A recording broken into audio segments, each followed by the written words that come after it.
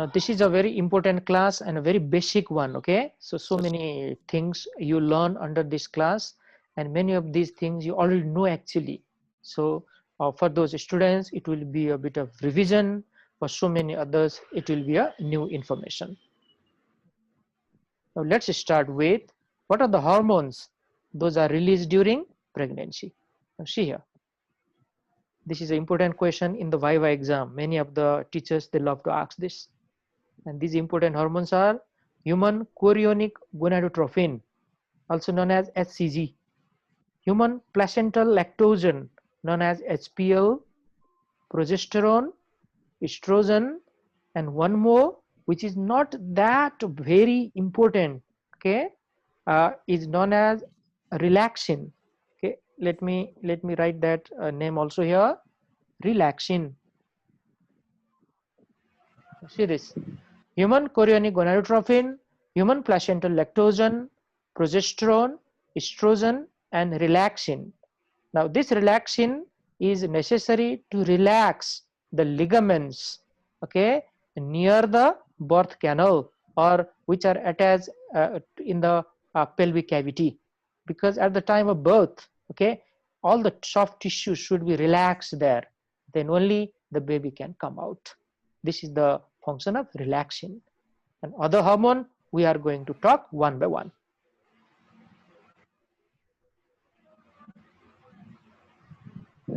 Okay, now see here.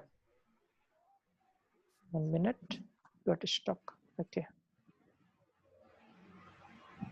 Now the first one is the most important among all. If a question comes from this hormone, then we love to ask about hCG. It is called human chorionic gonadotropin. Now what is the source of this hormone? Okay, what is the source? The source is from syncytial trophoblast. The syncytial trophoblast is a part of developing placenta. It is an outer, layer of the placenta, syncytial trophoblast, and that is the source of human chorionic gonadotropin. Now, how early this hCG appear in the maternal blood? Now, see here, it appear in 10 days after fertilization. So that's quite early, isn't it? 10 days after fertilization, peaking at 9 to 10 weeks, and then gradually falling to a plateau level at 20 to 22 weeks. Now let me clarify this once again from the clinical point of view. For example, okay, a lady is pregnant. She has just missed her menstrual, day, or last menstrual period, I should say. She used to have a very regular type of menstruation, but right now she missed it, okay, and she is concerned about it. Am I pregnant or not? And that can be diagnosed with the help of hCG, either in the blood or in the urine. Either in the blood or in the urine. Urine pregnancy test is a very easier one than the blood test, because for blood test we need to take a small amount of blood and then analyze. But urine, we just dip the ready-made type of strip, and then some indicator will be shown there, and everybody know whether she is pregnant or not. So this is the important point regarding hCG. Now one very important point for you, okay, how early you can do that. So see there, okay, it is within the 2 weeks after she missed her last period. Definitely within 2 weeks we can diagnose whether she is pregnant or not.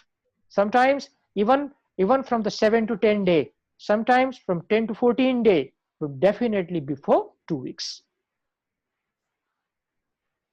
Now all of you, please look at this graph. Look here, please. See here. What's the meaning of this graph? Okay, just have a look there. It is very easy for us to understand.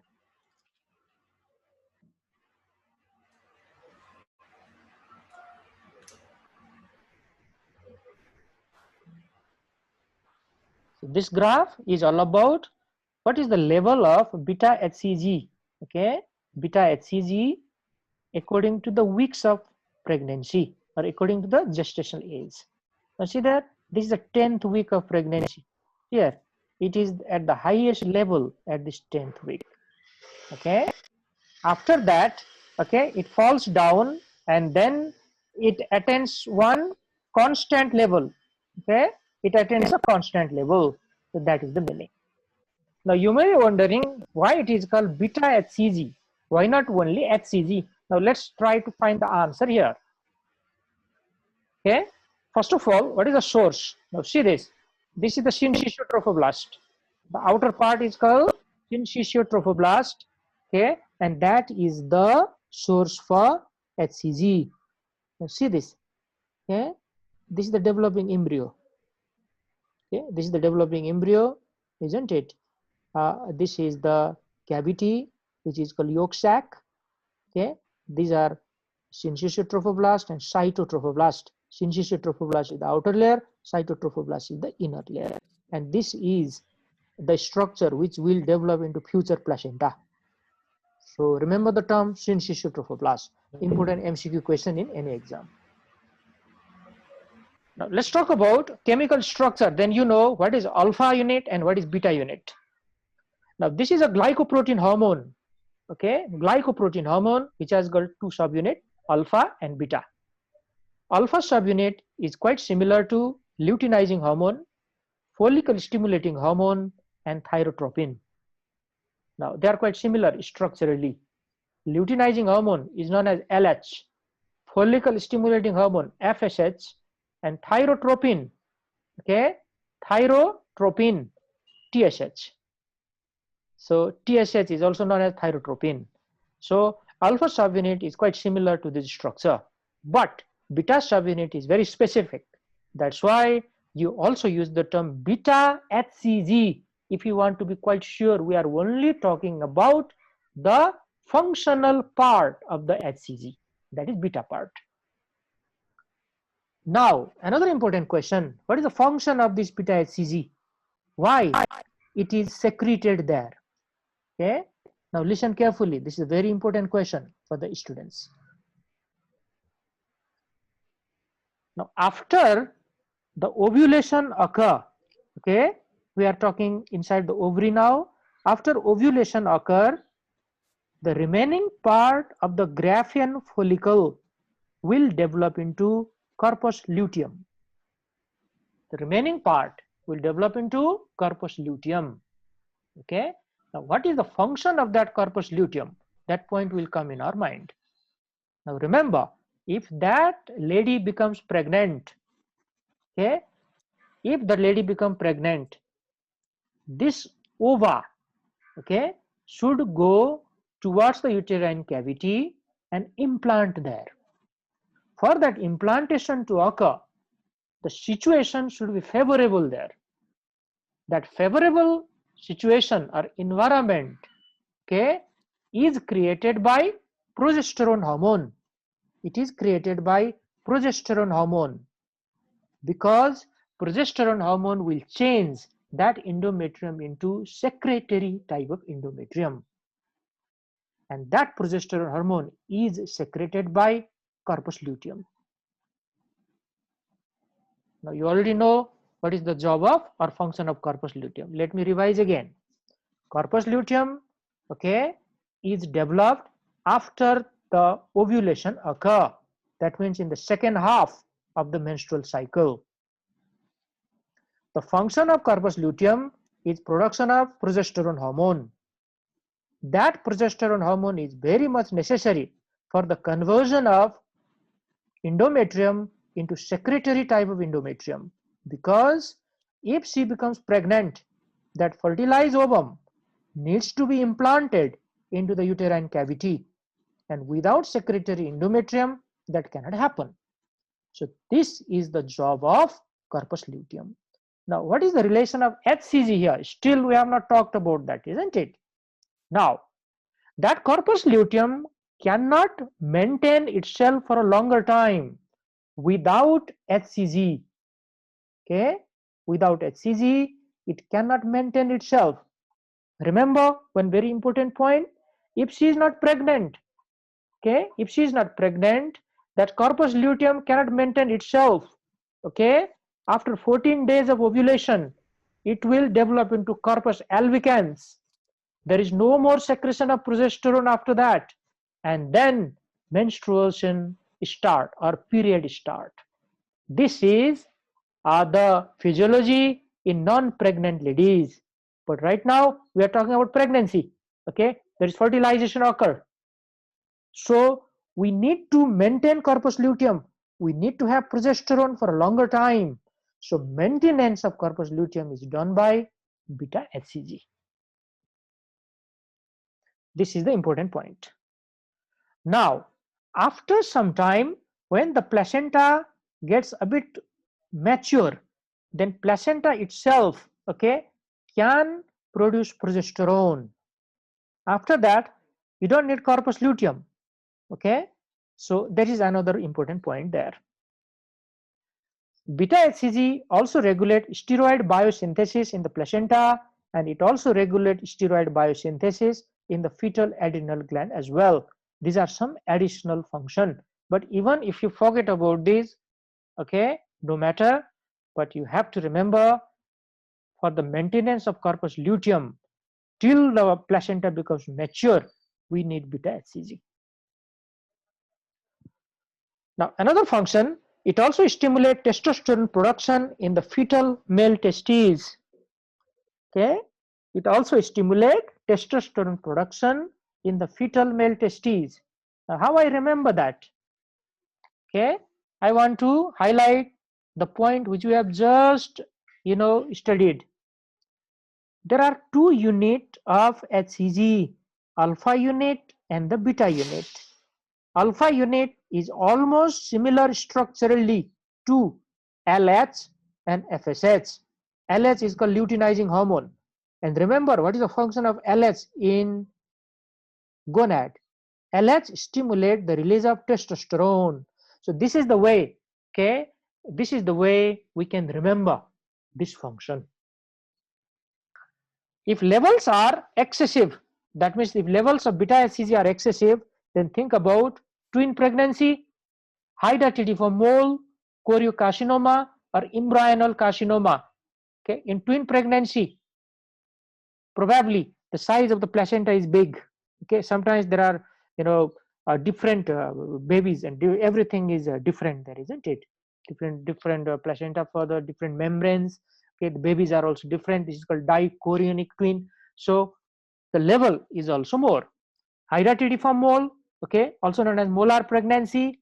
One of the very important point is high level of hCG, and this is how we can diagnose this hydatidiform mole. Choriocarcinoma is the malignancy of hydatidiform mole actually. Okay. Hydatidiform mole is considered a benign type of thing, and choriocarcinoma is definitely malignant. So you can understand like that. And embryonal carcinoma is another variety which can produce hCG as the tumor marker.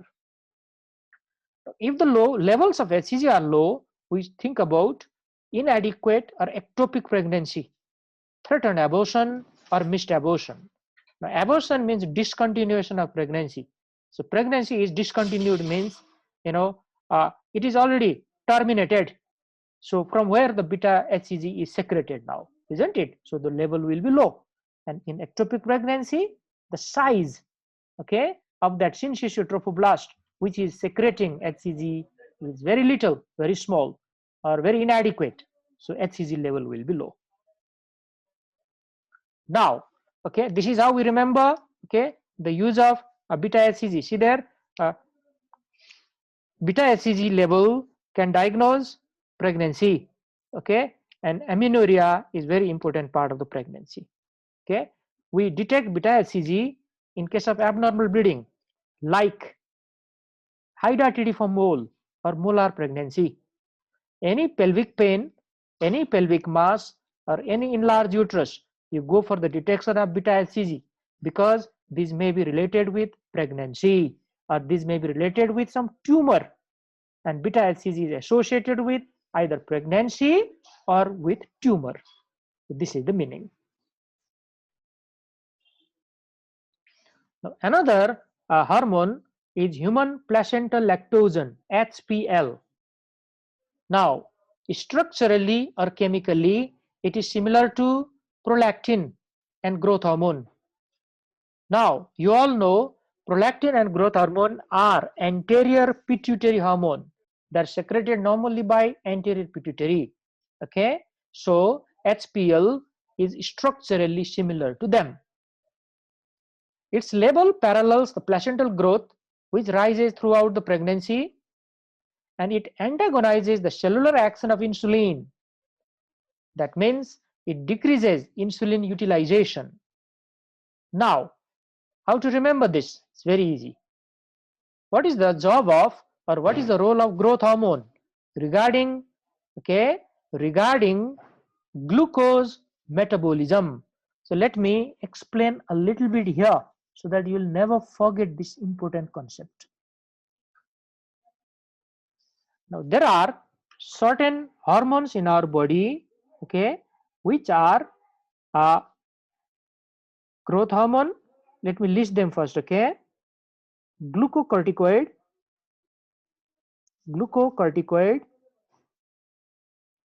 okay, then catecholamines, okay, and glucagon. Now, can anybody tell me what is the common function of all these hormones? Just one common function. There's so many, okay, but I just want one answer here. Sir, growth hormone increase the growth of the body, and corticosteroid is anti-inflammatory or immunosuppressant, and the catecholamine increase the sympathetic nervous system, and the glucagon increase the glucose level. Okay, good. The answer which you have given absolutely correct, okay, but according to our discussion, I just want one answer which you have already given to me. All of these lead to hyperglycemia. They increase the blood sugar level. Hyperglycemia. On the other hand, okay, see here. On the other hand, insulin is the only hormone, okay, which is hypoglycemic hormone. Hypoglycemia. Now, there has to be a balance between these two hormones in our body. These two types of hormone, I should say, then only the glucose level will be balanced.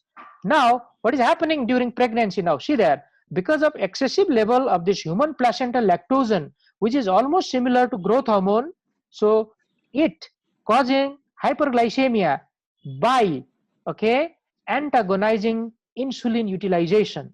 So it can lead to diabetes during pregnancy. If it is excessive, okay, hyperglycemia may occur during pregnancy, which is known as diabetes during pregnancy, or you can also call it glucose intolerance during pregnancy. This is a very important point. Another one, if the levels are, we think about threatened abortion or IUGR. IUGR, intrauterine growth retardation. Intrauterine growth retardation or intrauterine growth restriction, whatever you want to say. This is, okay, improper, okay, growth of the baby. The baby or fetus size is very small in comparison to the normal one.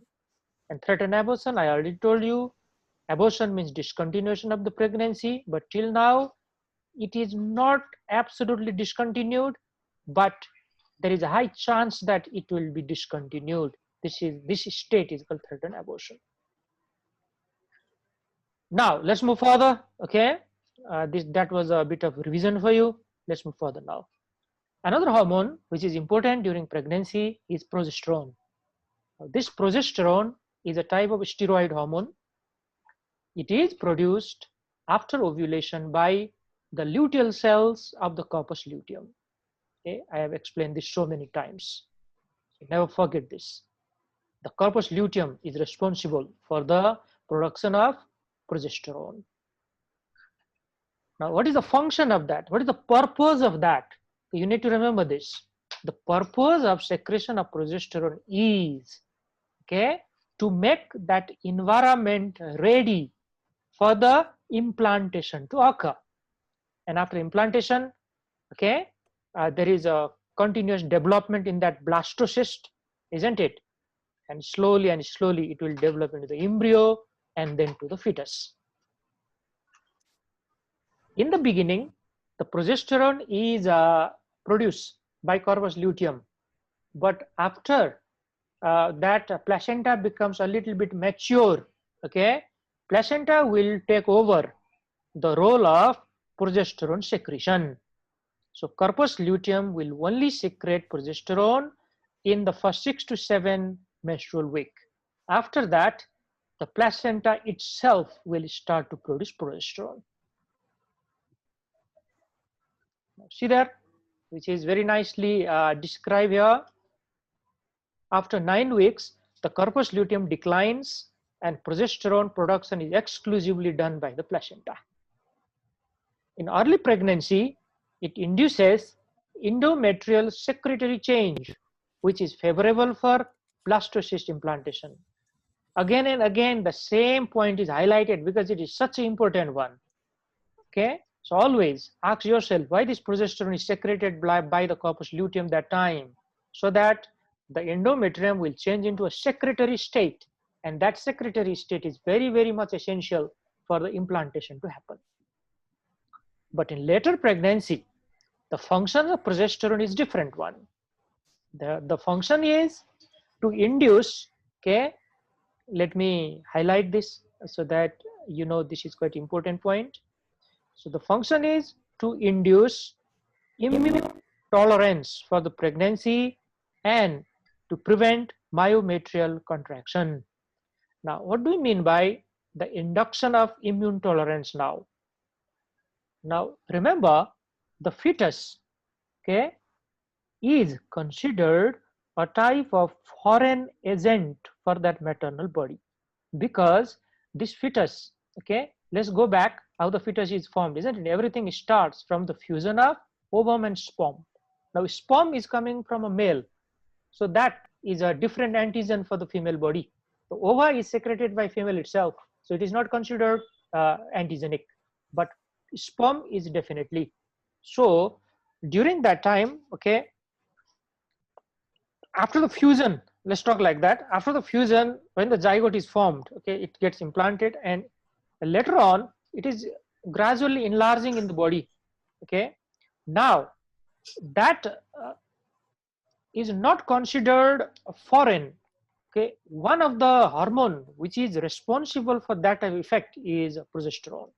So this is called immune tolerance. Even more important, this is not very important action actually, nobody is going to ask you in detail about that, but this one is even more important.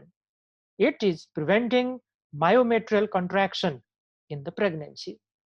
Now, what happens if myometrium start to contract earlier, okay, before the time of labor? What will happen? Abortion. Miscarriage. Abortion. Miscarriage, abortion. Very good. Very good. Not in myometrial contractions, it will cause abortion. Exactly. Many students, have answered correctly. Definitely, it should not. The strong contraction should not come before the labor, before the baby reaches term. If it happens before the 20th week of gestation, there occurs abortion. But after the 20th week of gestation, before, okay, it reaches the term, there may be preterm labor. Okay, there may be preterm labor. So that is inhibited by progesterone. So progesterone is one of the very important hormone during pregnancy. Let's move on. Okay, wait.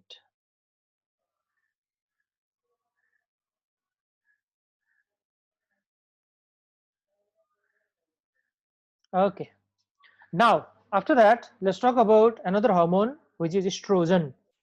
Estrogen is called female hormone because this hormone is even present when the lady is not pregnant. Okay? Just like in male body we have testosterone, in female body there is estrogen. So this is known as female hormone. It is also a type of steroid hormone, and there are 3 forms of estrogen hormone. These are estrone, estradiol, and estriol. Okay, estrone, estradiol, and estriol. So each of these have a unique significance. Now let's talk about what are those significance. Estrone is also known as E1, estradiol is E2, and estriol is E3. This is just according to the chemical structure, okay? We don't need to bother about this. Nobody is going to ask you about this, but important thing is, what is the effect of each of these? Now see here, estradiol is the predominant form or moiety during the non-pregnant reproductive years. Estrogen is present after that girl reaches menarche, okay, because after menarche ovulation starts, okay, then the level of estrogen rapidly increases in the female body and it remains there throughout the pregnant time or reproductive time, that is 15 to 45 years. But that is just to say, you know, sometimes menarche occurs much before 15 years, sometimes even 11 or 12 years. So right from the menarche year or age, estrogen starts to produce. It is converted from androgen, okay, and this androgen is produced from cholesterol in the thecal cell, okay. These are also known as theca cell, which diffuse into the follicular granulosa cell, and this granulosa cell contains one important enzyme which is called aromatase, and that aromatase will convert, I should say, or transform this androgen into estradiol. So let me you know explain this once again. So how the synthesis of estradiol starts in the ovary. So in the beginning, okay, thecal cell, which are part of, okay, the ovary. Inside the ovary, if we take histology of the ovary, okay, there are lots of Graafian follicles, and inside that Graafian follicle, the thecal cells are also there. This thecal cell produce androgen. That androgen, okay, will diffuse into the granulosa cell now, and with the help of aromatase enzyme, this androgen will convert into estrogen. Okay, the form of that estrogen is called estradiol. Now let me, okay, highlight this for you here.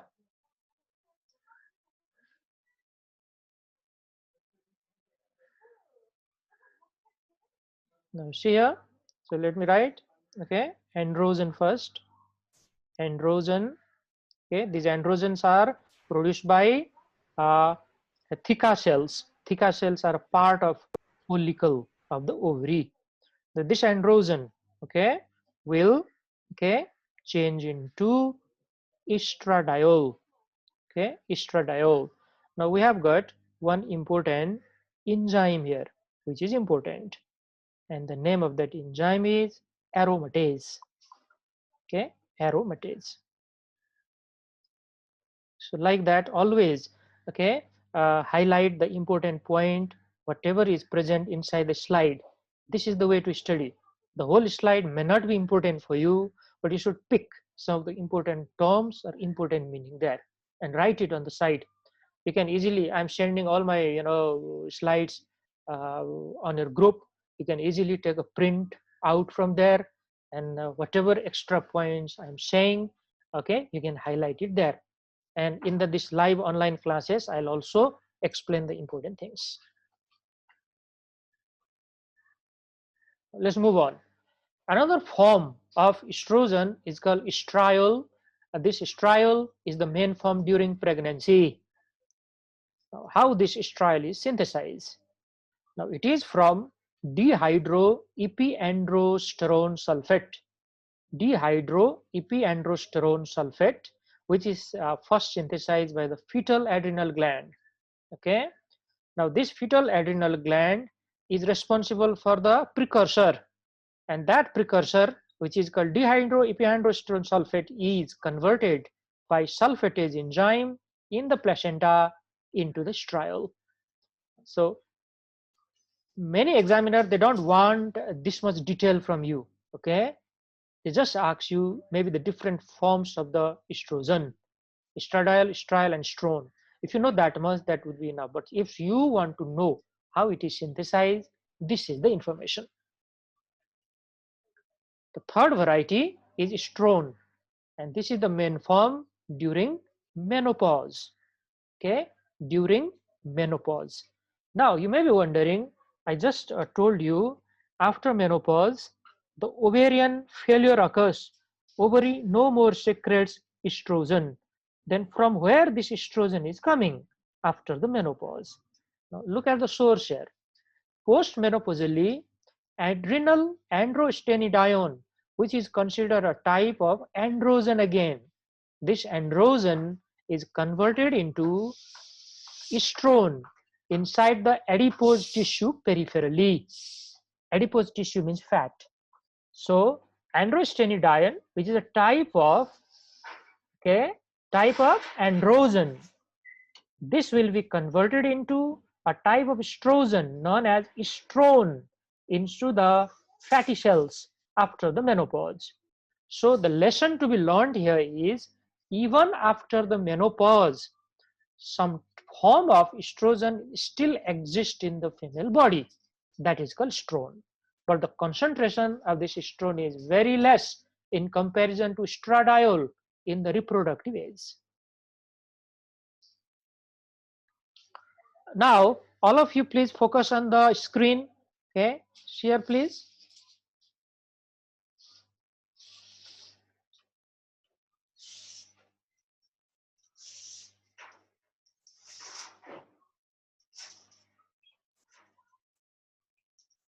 Now I just want you to remember two things here.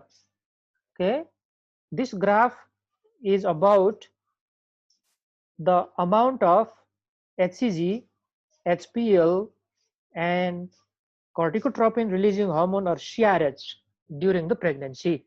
But let's forget about CRH for the time being. Let's talk about hCG and HPL. What is the time when the level of these hormones will be maximum?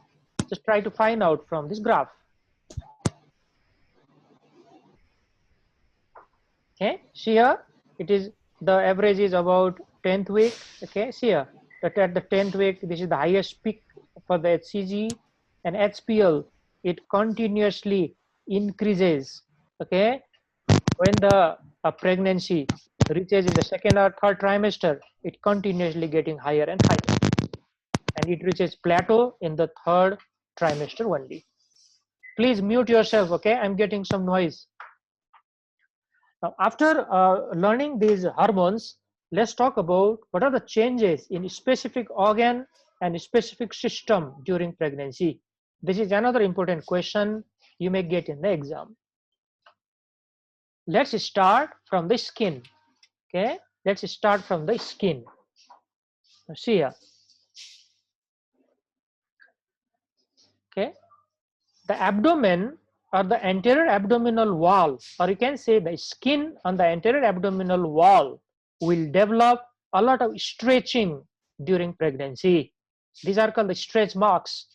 Okay, these stretch marks are called striae gravidarum. Striae gravidarum. Gravidarum is the term for pregnant state. Stria means stretch marks. Okay, this is the meaning. Now you may be wondering why these are developing. So remember, whenever our skin is stretched forcefully, okay, whenever our skin is stretched forcefully, then definitely there will be stretch marks. So in the pregnant state or during the pregnancy, the fetus is increasing in a very increased speed. Okay, the abdomen is enlarging like anything, so that skin is stretched all the time, and because of that, there is high chance of formation of stretch marks. Another important change which occur on the abdomen is called linea nigra. Okay, linea nigra. Now what do you mean by that? Just look at the picture here. This is called linea nigra. Okay, this whole thing is linea nigra. It is more pronounced in the inferior part of the abdomen rather than superior part, but it may be seen from the umbilicus towards the xiphoid process, but more importantly, it is seen from the umbilicus towards the pubic symphysis. Now see here, linea nigra is the increased pigmentation of the lower abdominal midline, mainly from the pubis to the umbilicus. This is the point. But nevertheless, it is also seen in the upper part. This is linea nigra.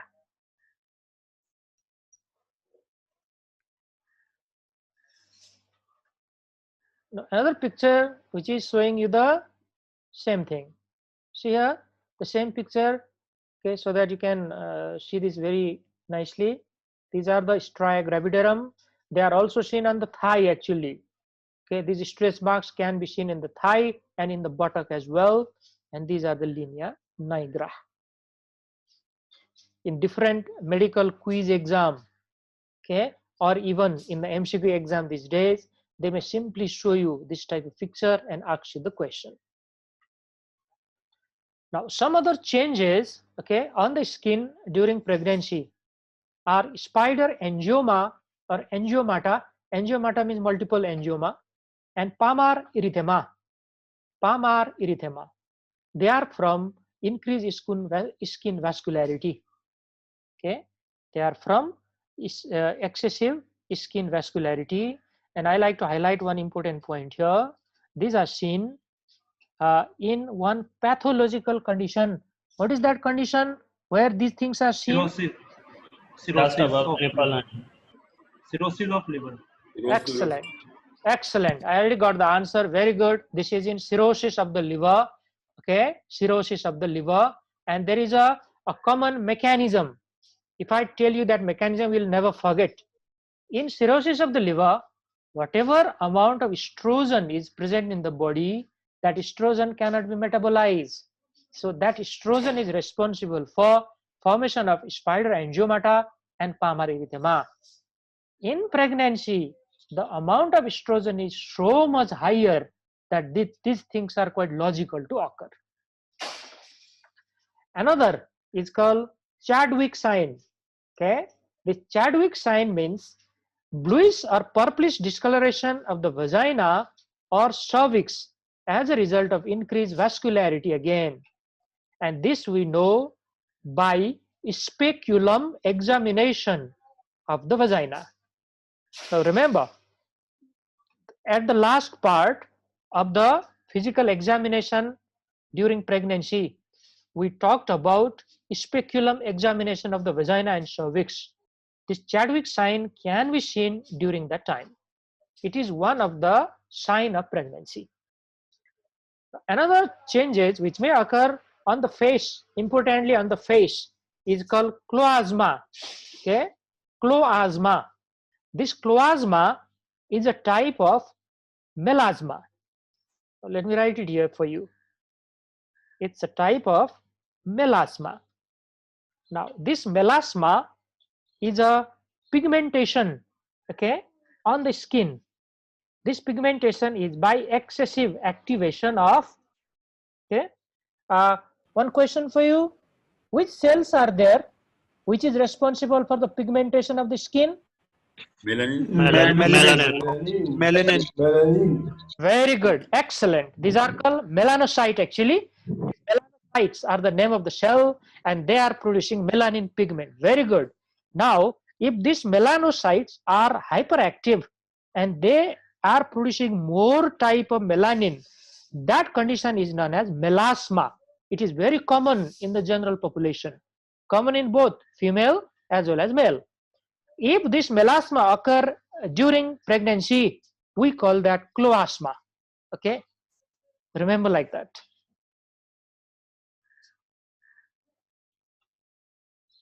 Now, few of the pictures, okay, see there please. Now this is, can you guess what is this? Spider angiomata. Very good. Very good. These are called spider angioma because there are two which is shown in the picture, so you can easily call it angiomata. No problem. Spider angioma or spider angiomata. Now, few things I like to highlight here. If you press this structure, okay, with a glass slide, if you press this structure with a glass slide, it will disappear or it will blanch. means I cannot see that structure anymore. And as soon as I remove that glass slide, it will reappear again. So this is a blanchable structure. And even if I go into detail, actually one arteriole is dilated here, and from the peripheral part of that arteriole, a lot of capillaries are going here and there. So it exactly looks like spider-like appearance. So this is called spider angioma. Look at this another picture, palmar erythema. Okay, these palm are very red, especially in the fingertips. They are very red. Okay, even this ulnar aspect of the palm is red. This area is also red. So this is the effect of estrogen during pregnancy, palmar erythema. Now this is called cloasma. Now see this. This is extensive form of cloasma. Okay, many pregnant lady, they develop this type of pigmentation on the face. So it is considered one of the sign of pregnancy. Now if I go into the detail, this is because of excessive concentration of melanin pigment there, and this melanin is formed by melanocyte. Now after talking about the changes in the skin, let's know about what are the changes occur in cardiovascular system during pregnancy. Very important one. Now what happens to the blood pressure during pregnancy? Systolic and diastolic pressure both decline early in the first trimester, reaching a nadir by 24 to 28 weeks. Then they gradually rise to a term, but they never return quite to the pre-pregnancy baseline. Now let me clarify this for you. If somebody asks you the question, you can confidently say the value of blood pressure decreases during pregnancy than before pregnancy. This is the first thing. Now they decline much more in the first trimester, okay, and there is the lowest value. Nadir means lowest value. There is the lowest point by 24 to 28 week, which belongs to second trimester, and in the third trimester they gradually rises, but they never return to the normal state. They always remain lower than the normal. In comparison, diastolic pressure falls more than the systolic, as much as 15 millimeter mercury. So this is one important information about our blood pressure. Now look at this graph here. It is telling us the same thing. So let me highlight and explain to you. See here, this is the systolic blood pressure, okay, and this is the diastolic blood pressure. Now, systolic blood pressure is slightly lesser than 120. Okay, if I come at this, see here, this is in second trimester. See this? Okay, second trimester, it is the lowest, but diastolic is also lowest, but it is reaching even lesser than 60. So we can confidently say diastolic pressure is falling more than the systolic pressure, which is confirmed by this graph.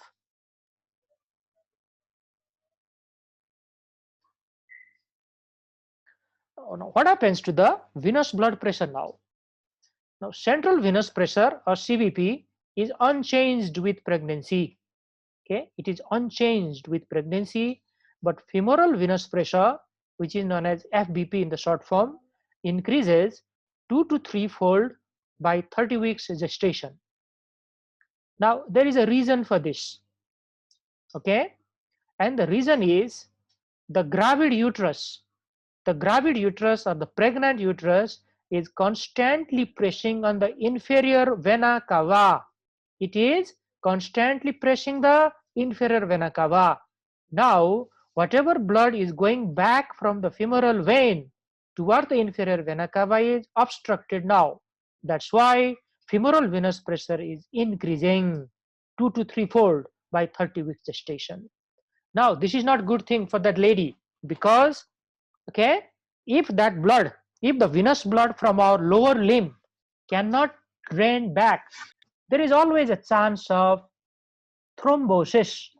There is always a chance of thrombosis, okay, as well as formation of varicose vein. Now, I'm sure you know what is varicose vein, isn't it? In the last semester we talked about. Yes? Anybody? Dilated veins. Good. Last twisted veins. Good. Dilated as well as tortuous vein. Okay, use both terms. You can confidently use the term there.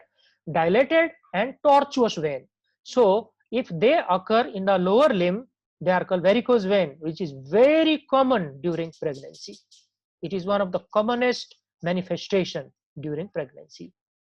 And hemorrhoid, okay, is the dilated vein at the anal area, okay, lower part of the rectum and the anal area. The reason is very simple, okay. The reason is again because inferior vena cava is obstructed by the gravid uterus, okay. The pressure is reflected backward. That pressure is reflected backward. As a result of this, there is high chance of hemorrhoid formation. Now, what is the problem of this hemorrhoid? Yes, why we are concerned about hemorrhoid? There may be a fracture, then there is bleedings, ocular bleedings, and That will cause insulin hemorrhage. This is bleeding with feces. Absolutely. maybe problem. This is bleeding with feces. Absolutely. Bleeding with Problem with, Yeah, problem with defecations. The rectal bleeding or the lower GI bleeding to be simple. very good. All of you are absolutely correct. Okay. If you say there is a problem of hemorrhage or bleeding, you are absolutely right.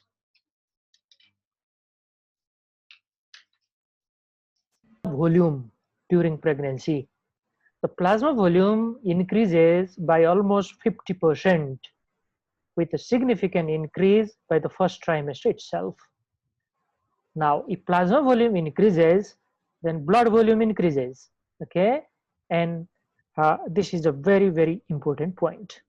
So there is excessive blood volume during pregnancy. The maximum increases occur by 30 week, that is second trimester, and this increase already third trimester starts. Already third trimester start by 30 week, and this increase is even greater with multiple fetuses or multiple pregnancy, like twins or triplet. The plasma volume increases by several times. Now, one small question for you, okay? If plasma volume increases, then why blood pressure decreases? Blood pressure should increase if plasma volume is increased, isn't it? So anybody can tell me the answer here?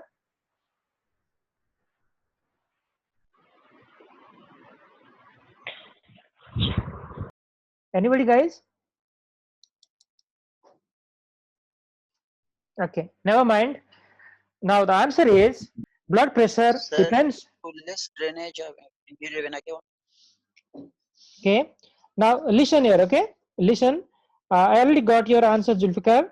So the answer is blood pressure depends on two factors: blood volume and peripheral resistance.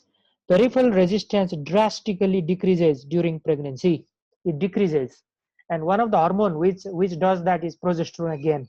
Okay, so if the peripheral resistance decreases, then even after increasing plasma volume, blood pressure doesn't increase, rather blood pressure falls during pregnancy.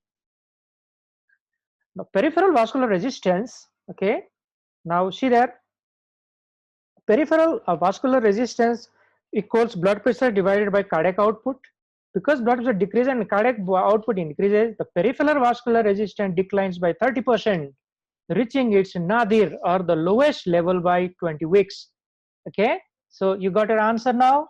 Peripheral vascular resistance decreases during pregnancy, and this point is important for placental perfusion. Now, utero-placental perfusion is enhanced if peripheral vascular resistance decreases, which is good for the baby. More blood, okay, if more blood goes towards the baby's growth will be proper. So this is a good point for the growth of the baby. So let me repeat again.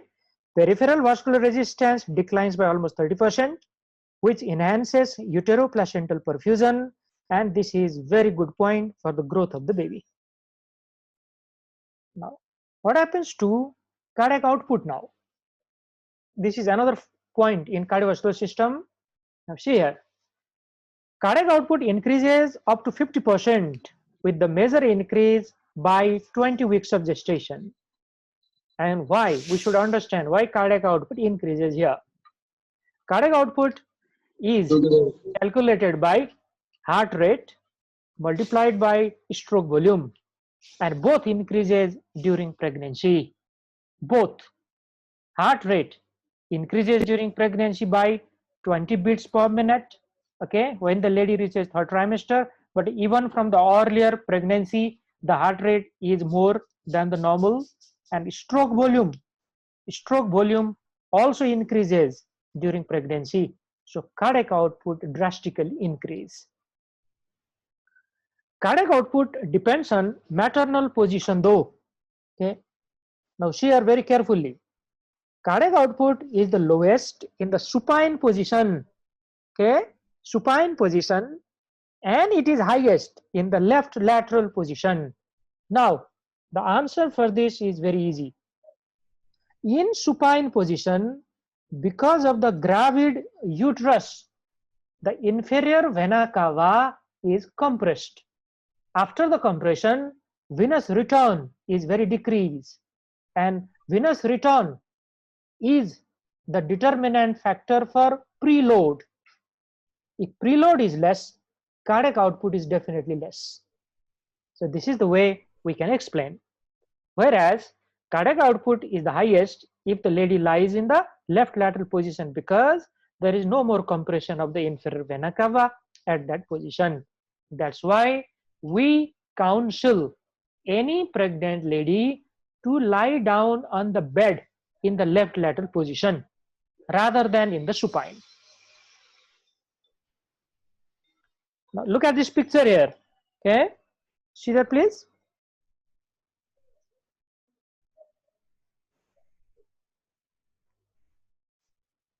So she is lying on the supine position. This is called supine position. This is the vertebra.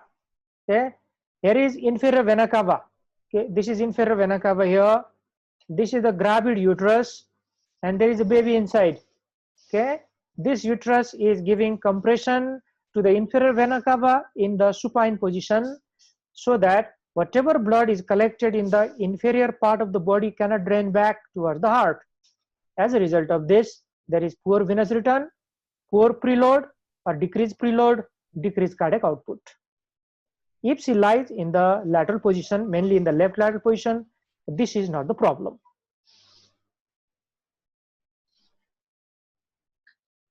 Now, what about murmur?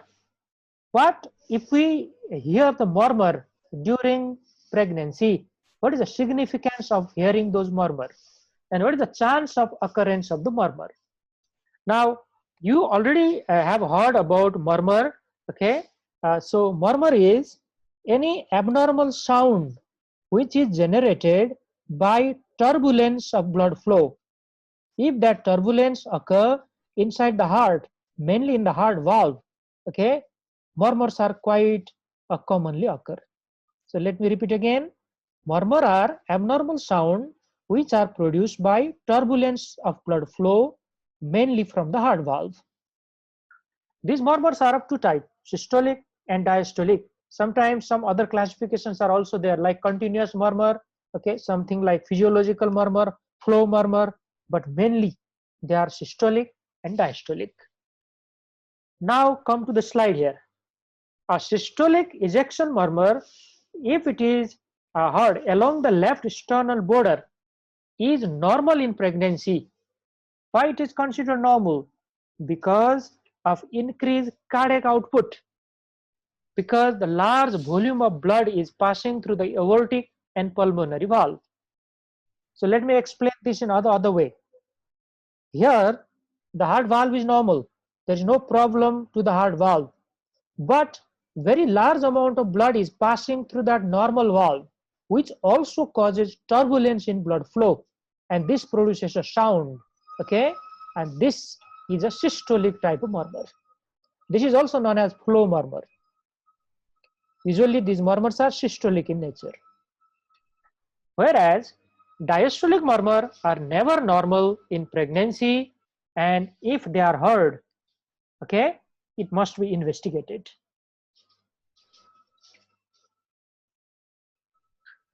After cardiovascular system, let's go to the hematology, that is blood. So what are the changes in the blood during pregnancy? So see there, what happens to the RBC mass during pregnancy? Now RBC mass increases by almost 30% in pregnancy, and this is a good point because it also increases oxygen carrying capacity. Okay, oxygen carrying capacity also increases if RBC mass is increased. But if it is very much increased, this is not a good point after that, because it leads to polycythemia, and this polycythemia can lead to hyperviscosity, and that hyperviscosity is responsible for thrombus formation. However, because plasma volume increases by 50%, now see here, RBC mass increases by only 30%, but plasma volume increases by 50%.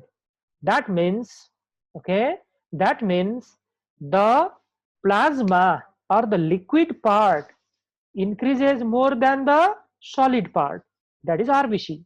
As a result of this, hemodilution occur. This is called hemodilution. So if we calculate hemoglobin and hematocrit value, it decreases by almost 15%.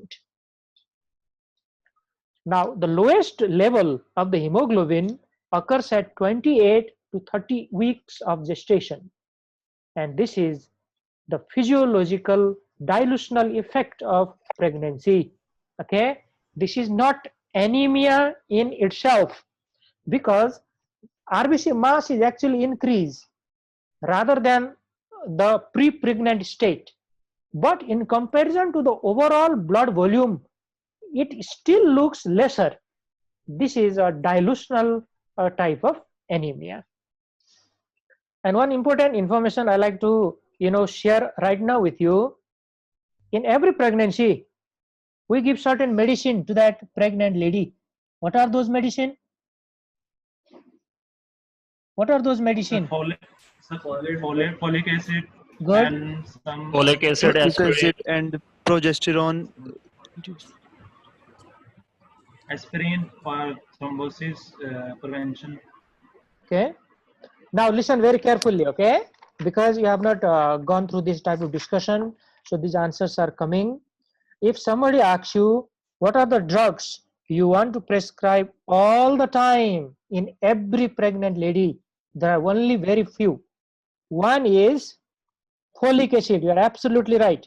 Folic acid is given all the time.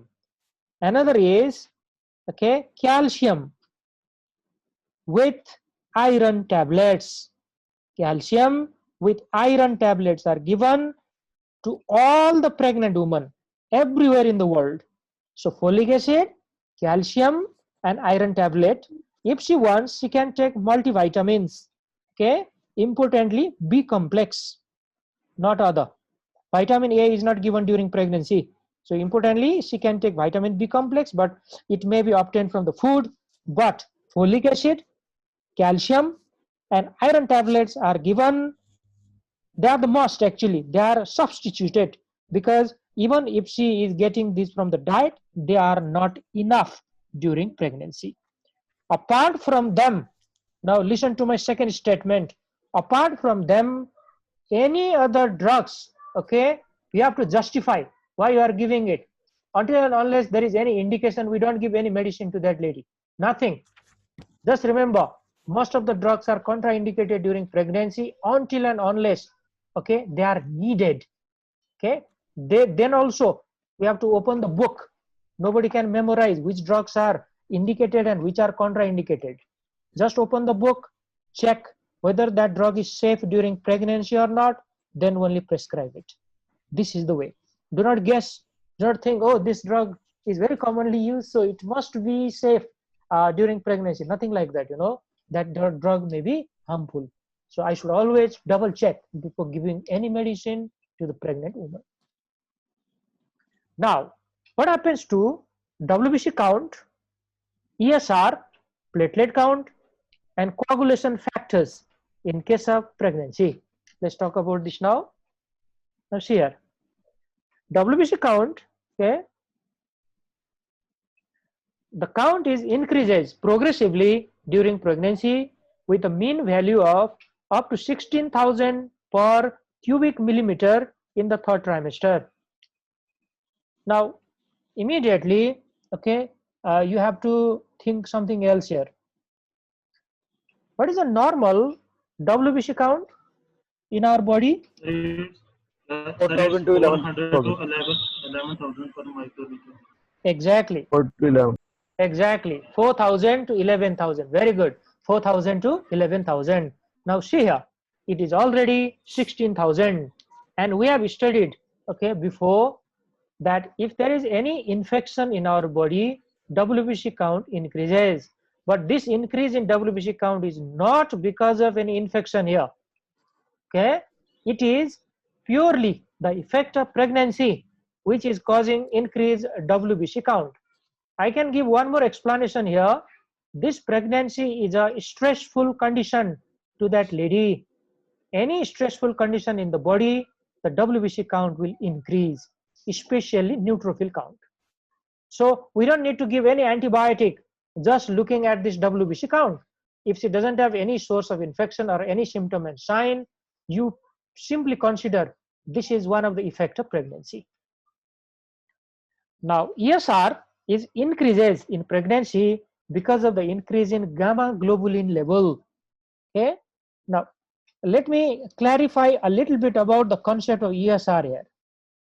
Now, ESR is erythrocyte sedimentation rate. Now, the meaning of that is how fast the RBCs are sedimenting down. Okay, and you never, okay, you don't measure the column of the RBC, you measure the column of plasma there, okay, to know the erythrocyte sedimentation rate. And faster the erythrocytes are sedimented, okay, higher the value of ESR. Never forget this. Faster the erythrocytes are sedimented or stack, okay, higher the value of ESR. And ESR is usually take 1 hour time for the measurement. That's why we always call ESR, okay, about 20 millimeter at the end of 1 hour, ESR 5 millimeter at the end of 1 hour, like that. Okay, this is how we measure ESR. And in pregnancy, ESR is high. This is because of excessive gamma globulin, which is causing faster sedimentation of those RBC, leading to higher ESR. Platelet count is normal, okay, it is not changed. And regarding the coagulation factor, factor 7, 8, 9, and 10, all of them increases progressively in pregnancy, and if they are increased, there is a high chance of thrombosis, because these are called clotting factor. This is a prothrombotic state. So pregnancy is considered as a hypercoagulable state. Now, what should I counsel that lady, okay, if she comes to my hospital with pregnancy? There is one simple thing I have to tell her, and that is, do not stay in one position for a long time. Do not sleep all the time throughout the day. She has to move around, you know. She has to move around. She has to walk around.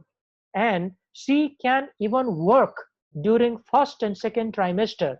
Only in the third trimester, when she is about to deliver the baby, she should take rest. She should take leave from the office. She needs enough rest during that time.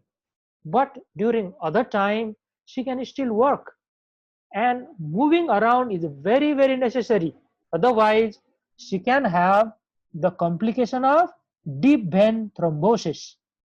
Now tell me, what is the complication of deep vein thrombosis? Paradoxical emboli. Good, good, Paradoxical emboli. good, Embolism. very good. Sir, they can cause pulmonary embolism, sir, thromboembolism, sir. Like, Answer thrombotic syndrome, post-thrombotic syndrome.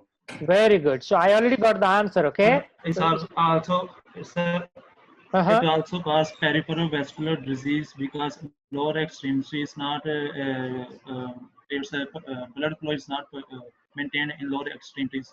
Okay. Now listen here. Very good. Very good. I'm very impressed by the replies from the student. Now listen here. If there is thrombus formation during pregnancy, there are a few complications which can occur. One of the dreaded complication is pulmonary embolism. Pulmonary embolism. Okay, this pulmonary embolism can kill that lady. If it is a big type of embolism, it is called saddle embolus. It can block the bifurcation of the pulmonary artery so that there will be no blood flow towards the lung. This is a very, very lethal one. Another one, if there is any septal defect, okay, then paradoxical emboli can also occur. I completely agree with you. Paradoxical emboli can occur, but remember, it needs some septal defect inside the heart. Okay, and one more, because of a chronic type of thrombosis occur there, even a varicose vein can occur there, and it is because of the extensive edema formation, it can also block arterial circulation later on, but that is not that very common in the beginning.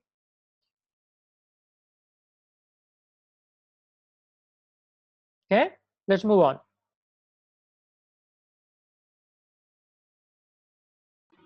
Now see here. I have a question. So yes, please. Yes. Sir, if there is a hypercoagulable state in pregnancy, then sir, we can use some drugs, or we can only change our lifestyle, pregnant lady lifestyle, like walking, exercise. Very good question. Very good question, Irfan. I already told you, you do not prescribe any other drug apart from those. Okay, we do not give any medicine. Okay, just for the prophylactic purpose during pregnancy. Rather than that, you just give counseling to her. If she really have deep vein thrombosis which is diagnosed, if she present with pulmonary embolism, then we have to treat. That is altogether very different case. But only for pregnancy, you don't prescribe any heparin, you don't prescribe any warfarin, you don't prescribe any aspirin, and those type of drugs. All of them are contraindicated. If necessary, we can give heparin after we admit her. Okay, in the hospital we can give heparin, but only for the treatment purpose. Okay, Fine. sir, thank you. Okay, now let's come to the slide again. See here. So these are the hematological changes which are very nicely shown in one slide. Okay, all of these are goes up, platelet count is unchanged, and hemoglobin and hematocrit goes down during pregnancy. Now what are going up? RBC mass, plasma volume, WBC count, sedimentation rate, and factor. Okay, 7, 8, 9, and 10. All of these are higher. Platelet count is unchanged, and hemoglobin is decreased because of the dilutional effect. Now, what are the changes that occurs in the GI tract? So let's talk about it. Now, gastric motility, it decreases during pregnancy, and the gastric emptying time is increasing, okay, because of the effect of progesterone on the smooth muscle. Now remember, progesterone is a relaxing type of hormone. It is a relaxing hormone. It relaxes the uterus. It also relaxes other smooth muscle. So it relaxes the GI tract muscle also, which results in decreased motility of the GI tract. So there will be decreased peristaltic movement. Now stomach will have problem. If stomach has food inside it for a longer time because of the prolonged emptying time, then there is a high chance of regurgitation. High chance of regurgitation. And this is very commonly seen during pregnancy. That regurgitation can also lead to aspiration sometime, which is a very serious problem. This leads to aspiration pneumonia. Now, what about constipation? Now, use your common sense and tell me, how common is constipation during pregnancy?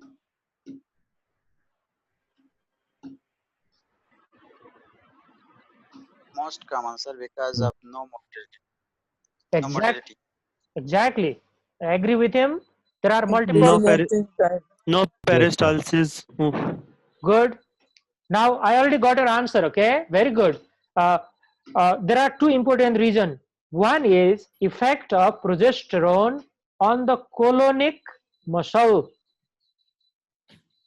There is decreased peristalsis there also. And number two, overall motility during pregnancy may be less. Overall motility, okay? And it depends on the food also. So there is high chance of constipation during pregnancy, and she is already suffering maybe from hemorrhoids. Constipation will increase the chance of hemorrhoid. So all these things will multiply the problem. Now see that the same thing, okay, comes here. Regarding the colonic motility, it is decreases, and because of this, the transient time inside the colon increases, and this is also the effect of progesterone hormone on the smooth muscle, which results in constipation. Now, what happens to respiratory system or the lungs during pregnancy? Now, there are certain important points here, so please listen carefully. Pay attention. Tidal volume increases with pregnancy up to 40%, and we have studied in the last semester. Tidal volume is the volume of air that moves in and out of the lungs when we are breathing normally. This is the tidal volume.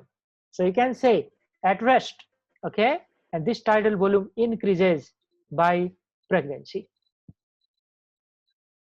Now, minute ventilation, okay, if I multiply the tidal volume by respiratory rate, this is the minute ventilation. It increases up to 40%, okay, which occur by 20 weeks of gestation. So this is called minute ventilation. So it is also increases. Now, what happens to residual volume? Now, what is residual volume? Anyone? Volume remain in the lungs after expiration. The residual volume is the amount of air that remains in person's lung after fully exhaling. Okay, yes. So I'm sure many of the students, though, many of them spoke at the same time, but I'm 100% sure all those answers are correct. Residual volume means the amount of air which remains inside our lung all the time. We cannot breathe that out. Okay, even with maximal expiration, that amount of air remains inside our lung. Now see here, the residual volume is the volume of air trapped in the lung after deepest expiration, and this decreases by up to 20% by the third trimester in pregnancy. Please mute yourself. And this because of it is because of the effect of enlarging uterus. Now, in third trimester, the uterus is already very big.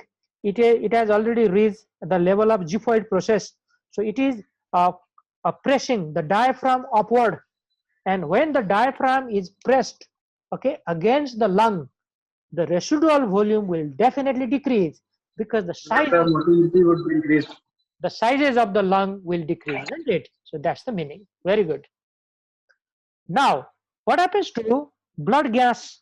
Okay, if we do arterial blood gas, what will happen? So let me wait. Getting a little bit.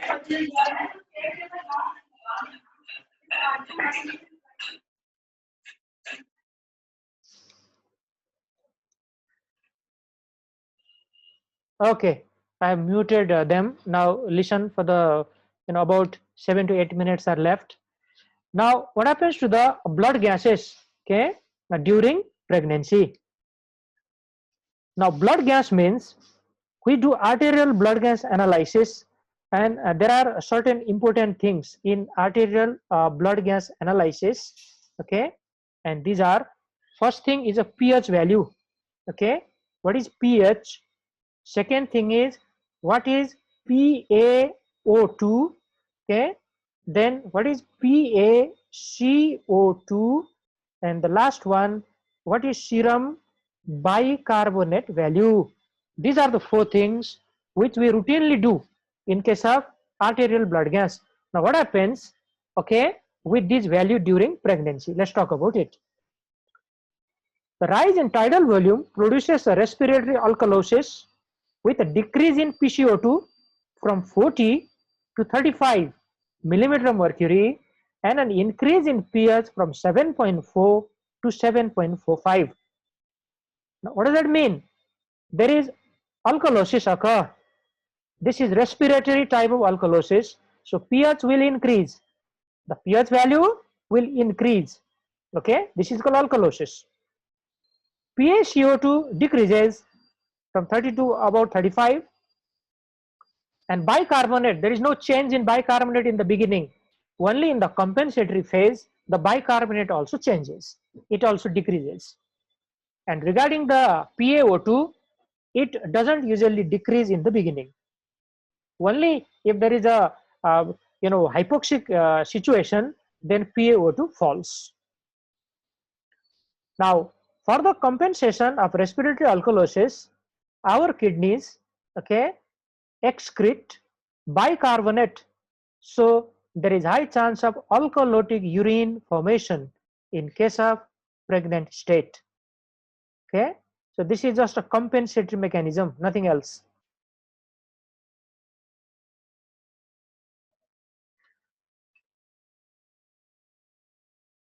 Now we are coming towards the end. What happens to the kidneys? What happens to the kidney function during pregnancy? The kidneys, they increase in size because of the increase in renal blood flow. The overall blood volume increases, so there is increase in renal blood flow, which causes increase in kidney size. Okay, this hypertrophy of the kidney doesn't reverse until 3 months postpartum. Now postpartum is after the birth of the baby. Okay, after the birth of the baby, we call that postpartum state. So it remains until 3 months after the birth of the baby. What happens to the diameter of the ureter now? It increases because of progesterone. Ureter also has a smooth muscle, so progesterone will relax all the smooth muscles in our body, so it also increases there. The size of the ureter increases. That's what I mean. Now, among the ureters, right side dilates more than the left in 90% of the patient, and there is one more reason for that. That reason is, okay, that reason is constipation, which is so common during pregnancy. Sigmoid colon, okay. Now sigmoid colon and all the other colons are quite constipated with fecal matter, okay. It's fecal matter, so that fecal matter may press the colon.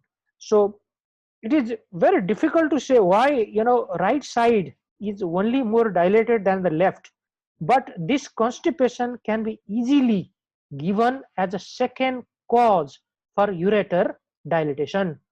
Now one important question which your teacher will ask you now, what is the problem with ureter dilatation? Now there is too much urine collection there, it can lead to hydronephrosis, and that hydronephrosis is damaging to the kidney if it remains there for a longer time. But after the birth of the baby, everything will come back to the normal. Regarding the GFR, renal plasma flow and creatinine clearance, they all increase by 50% as early as the end of the first trimester. Okay, GFR around 120 ml per minute, okay, and renal plasma flow is already increased. We already talked about that. And if GFR is high, creatinine clearance is also high. So this results in 25% decrease in serum BUN, creatinine as well as uric acid, because they are excreted. There is higher chance of excretion because of the increased blood flow to the kidney and increased glomerular filtration rate. Now what happens to the glycosuria and proteinuria?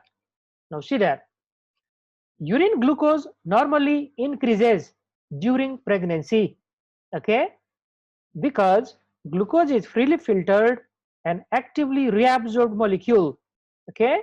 So during pregnancy there is an increased chance of glucose intolerance and sometimes frank diabetes also. So if there is more glucose going towards the kidney, there is more glucose filtered and more glucose can appear in the urine. But it is not a very troublesome point if there is no frank diabetes or frank glucose intolerance. Proteinuria, okay, urine protein remains unchanged during pregnancy. So this is important point. The last part, okay, of today's lecture is the changes in endocrine organ or endocrine gland.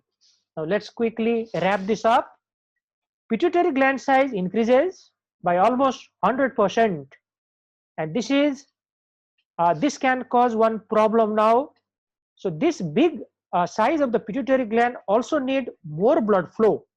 Now sometimes after the birth of the baby, okay, there is chance of postpartum hemorrhage, which is called PPH, that suddenly decreases blood volume in that lady's body, and this can lead to ischemic injury to the pituitary gland, which is called Sheehan syndrome. Sheehan syndrome is one of the complication of postpartum hemorrhage, okay, which occurs after the birth of the baby. Adrenal gland size is unchanged, but production of cortisol increases by almost 2 to 3 fold. And what happens to thyroid gland now? Its size also increases, okay, and this occurs because of increased vascularity. Now because of increased function of the thyroid gland, okay, see there, the thyroid binding globulin is increases, and as a result of this the T3 and T4 increases, but the free amount of T3 and T4 remains unaltered or unchanged. So these are some of the important points regarding endocrine functions during pregnancy, or you can also say these are the endocrine changes during pregnancy. Okay.